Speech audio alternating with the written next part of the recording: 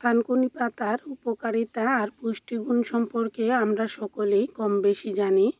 পেটের যে কোনো সমস্যার সমাধান করতে তাৎক্ষণিকভাবে এই পাতার রস বেটে খেলে বা এই পাতার রস যে কোনো উপায়ে খেলে খুব ভালো কাজ করে।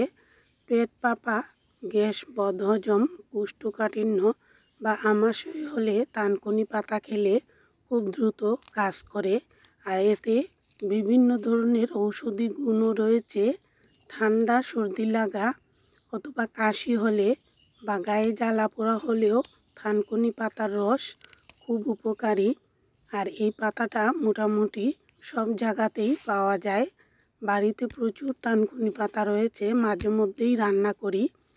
এই পাতা রান্না করে খাওয়ার চেয়ে সরাসরি ভালো করে ধুয়ে চিবিয়ে অথবা রস বের করে খাওয়াটা অনেক বেশি উপকারিতা পাওয়া যায়। আজ ভাজি করব, তাই অনেকটা থানকুনি পাতা তুলে নিয়েছি। প্রচুর থানকুনি পাতা হয়েছে, এক জায়গায় বসেই ইচ্ছে করলে এক ঝুড়ি পাতা তুলে নেওয়া যায়। খুব তাড়াতাড়ি তুলে নিয়েছি।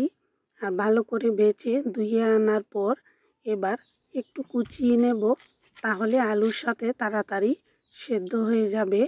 পাতার সাথে যে চিকন ডাঁটা রয়েছে সেগুলো একটু শক্ত হয়, তাই কুচিয়ে নিলাম। যদি শুধু পাতা দিয়ে রান্না হয় সেক্ষেত্রে না কুচালেও চলে, তাই একটু কুচিয়ে নিলাম।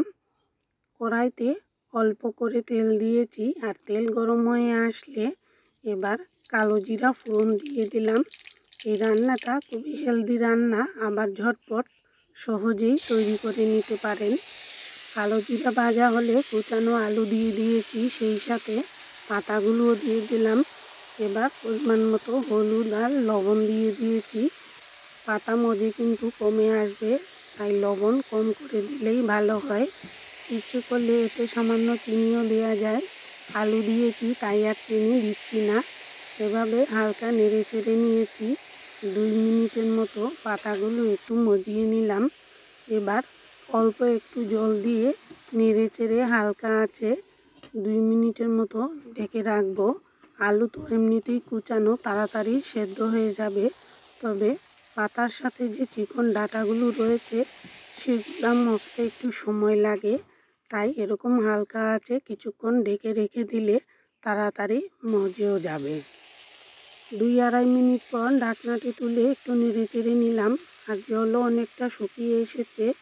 এবার শেষ দিকে কুচানো পেঁয়াজ আর অল্প একটু কাঁচামরিচ কুচি দিয়ে আবারও একটু নেড়ে চেড়ে দিয়েছি, আর সামান্য তেল দিলাম, তাহলে ভাজাটাও সুন্দর হবে।